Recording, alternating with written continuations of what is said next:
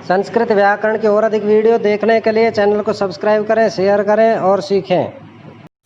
प्यारे छात्रों, आज की कक्षा में हम चर्चा करने वाले हैं विशेषण और विशेष्य पर। वास्तव में विशेषण क्या होते हैं, विशेष्य क्या होते हैं, इनका किस प्रकार से संबंध है, इनमें बहुत कंफ्यूजन हमारे होता है। आज वो सारा कंफ्यूजन दूर हो जाएगा। आ जाते हैं बोर्ड पे। विशेषण क्या होता है? संज्ञा या सर्वनाम की विशेषता बताने वाले शब्द को ही हम विशेषण कहते हैं। अब यहां मैं कहूंगा संज्ञा या सर्वनाम ही नहीं, किसी की भी विशेषता बताने वाले शब्द को हम विशेषण कहते हैं। फिर से समझ लो, किसी की भी विशेषता बताए, उसका गुण बताए, उसका परिमाण बताए, उसका संकेत करके बताए, उसकी संख्या बताए, कुछ भी बताए किसी के बारे में भी, तो जो बताने वाला शब्द है उस ही को हम विशेषण कहते हैं। अब दूसरा नाम आता है विशेष्य। तो विशेष्य क्या होता है? उस संज्ञा या सर्वनाम को ही हम विशेष्य कहेंगे जिसकी विशेषता बताई जा रही है। फिर से समझ लो, किसी की भी विशेषता बताने वाला शब्द विशेषण होता है, और वो विशेषण किसकी विशेषता बता रहा है, किसका गुण बता रहा है, उसको हम विशेष्य कहते हैं। तीसरी और महत्वपूर्ण बात इसमें होती है कि जो विशेषण होता है उसका अपना स्वयं का कोई भी लिंग, विभक्ति, वचन नहीं होता है। तो फिर उसमें प्रयोग कहां से होगा? तो ध्यान रखना है, विशेषण में विशेष्य का ही लिंग, विभक्ति, वचन प्रयुक्त होता है। कैसे होता है उदाहरण के जरिए देख लेंगे। एक बार इन परिभाषाओं को आप पढ़ लीजिए। संज्ञा या सर्वनाम की विशेषता बताने वाले शब्दों को विशेषण कहते हैं, और जिस संज्ञा या सर्वनाम की विशेषता बताई जाए उस संज्ञा या सर्वनाम को ही हम विशेष्य कहते हैं।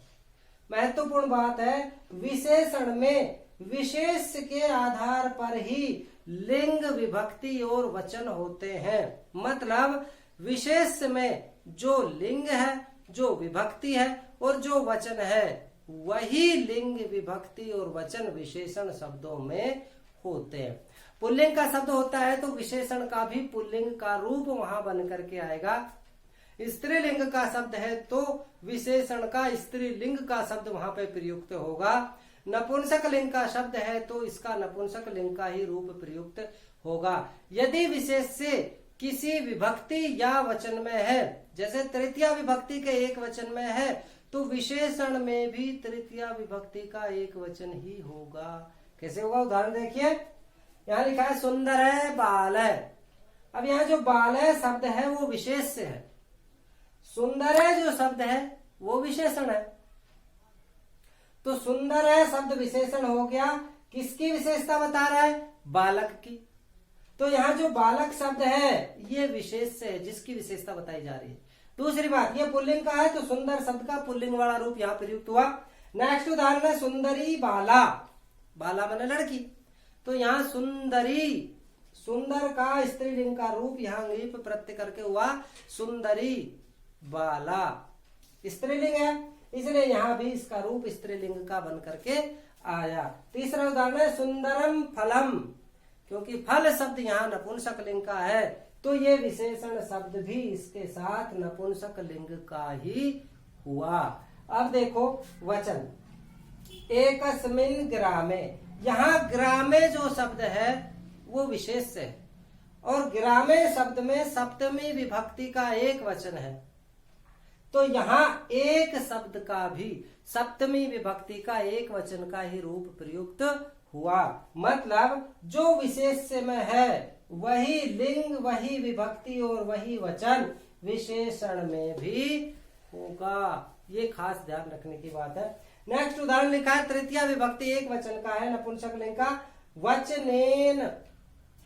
तो उसी के अनुरूप मधुरेण वचनेन, मीठे वचन से। इस प्रकार से लिंग, विभक्ति और वचन का प्रयोग इसमें होता है। अब ये कितने प्रकार के होते हैं विशेषण, उसकी चर्चा के भेद। विशेषण के 6 भेद होते हैं। कौन कौन से? देखो, नंबर 1 गुणवाचक विशेषण। गुणवाचक विशेषण क्या होता है? जब किसी भी विशेष की विशेषता बताई जाए गुण के तौर पर, कैसे? जैसे उसका कोई गुण बताया जाए, उसकी तुलना की जाए, उसकी अवस्था बताई जाए, उसका रंग बताया जाए, वो सब के सब गुणवाचक विशेषण के अंतर्गत आते हैं, जिसमें गुण, तुलना, अवस्था, रंग, इस प्रकार से छोटा, मोटा, पतला, ऐसे सब ये गुणवाचक विशेषण के अंतर्गत आते हैं। जैसे विद्वान, राजा। राजा यहाँ विशेष से हुआ, विद्वान उसका विशेषण है यहाँ पर। तो राजा की विशेषता है वो कैसा है? उसका गुण है विद्वान होने का। वृद्ध है, पुरुष है, यहाँ अवस्था हो गई, पुरुष की अवस्था है वृद्ध। श्रेष्ठा, कन्या। कन्या है, कैसी है? श्रेष्ठ है। तो यहाँ स्त्रीलिंग में श्रेष्ठा हुआ, पुल्लिंग होता तो श्रेष्ठ है होता। पीतम वस्त्रम। वस्त्र का गुण है वो कैसा है? पीला है। मतलब यहाँ पे उसका रंग हमने यहाँ पर बताया। ईमानदार, बेईमान। अब गुण अच्छा हो चाहे बुरा हो, सब इसके अंतर्गत आते हैं। दूसरे नंबर पे संख्यावाचक। संख्यावाचक शब्द से आपको पता लग रहा होगा, जब किसी विशेष की संख्या बताई जाए, 1 2 3 4 5 20 100 जो भी है संख्या बताई जाए, तो वो यदि उसके साथ आ रहा है एक शब्द और सिर्फ संख्या आएगा तो वो वहां पर विशेषण नहीं है। संख्या के साथ कोई संज्ञा भी हो तो समझ लीजिए वहां जो संख्यावाचक शब्द है वो विशेषण है। एका बालिका, एक बालिका। चत्वारः छात्रः, छात्रों की संख्या है कितनी है? 4 है। तो ये संख्यावाचक विशेषण हो गया। उसके बाद तीसरे नंबर पे परिमाणवाचक विशेषण। परिमाण का मतलब होता है नाप, तोल, लंबाई, चौड़ाई, ऊंचाई, भार, ये सब जो नाप के इकाई होती है सब परिमाण कहलाती है। और उसी के नाम पे परिमाणवाचक, नाप, तोल, लंबाई, भार आदि जिस शब्द से पता चलते हैं और उसके साथ में संज्ञा भी हो तो वहां पर वे सारे के सारे विशेषण होते हैं। जैसे देखो, अल्पम जलम, जल है, अब उसकी नाप है कितना है? थोड़ा। अल्पम जलम, थोड़ा जल। अधिकम जलम, ज्यादा जल। तो ये क्या होंगे यहाँ पर? परिमाणवाचक। क्रोशमितम, नदी। नदी है वो कितनी है? क्रोशमितम, कोस भर। कोस एक लंबाई का माप होता है, कोस भर नदी। द्रोणम गोधूमम, गेहूं कितना है? द्रोण भर गेहूं है। तो यहाँ परिमाण हुआ, उनकी नाप हुई। उसके बाद है संकेतवाचक विशेषण। वास्तव में संकेतवाचक विशेषण क्या होते हैं? संकेतवाचक विशेषण एक तरह से सर्वनाम ही होते हैं और उन सर्वनाम का प्रयोग यदि उस ही संज्ञा के साथ हो जिसके लिए वो प्रयुक्त हो रहे हैं तो वहां पर वो संकेतवाचक विशेषण कहलाते हैं। किसके साथ? उस ही संज्ञा के साथ जिसके लिए प्रयुक्त हुए हैं। तो सर्वनाम हम जानते हैं, संज्ञा के स्थान पे जो शब्द काम आता है वो सर्वनाम होता है, और वही संज्ञा साथ में लिखी हो तो वो संकेतवाचक विशेषण हो जाता है। देखो कैसे हुआ, सह छात्र है। अब यहाँ छात्र के लिए ही सह शब्द का प्रयोग हुआ, वह छात्र। तो यहाँ सह जो शब्द था सर्वनाम हुआ, किसके लिए आया? छात्र के लिए आया।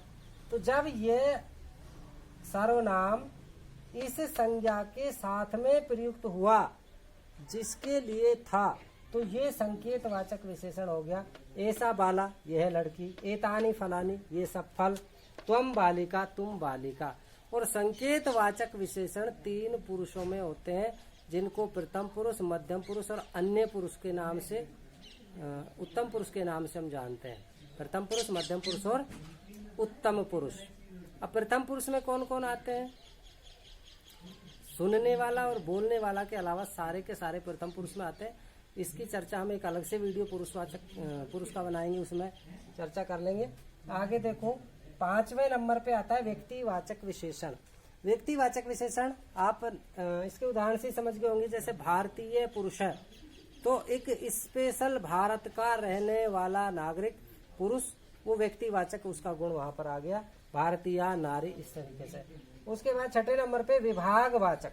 जैसे विभाग कर देते, प्रत्येकम, हरेक बालक, प्रत्येक बालक।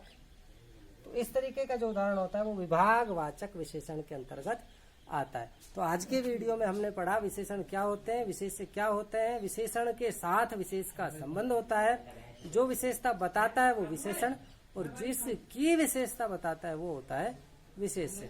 और अधिक व्याकरण की वीडियो देखने के लिए आप ज्ञानदान चैनल को सब्सक्राइब करें, और इसके ऊपर बहुत सारे वीडियो आपको संस्कृत व्याकरण के, वैदिक गणित के आपको मिल जाएंगे। जैसे भी वीडियो आपको चाहिए सारे के सारे आपको यहाँ पर उपलब्ध हो जाएंगे। आज की कक्षा में इतना ही। नेक्स्ट कक्षा में फिर एक नए टॉपिक के साथ फिर से आएंगे। तब तक के लिए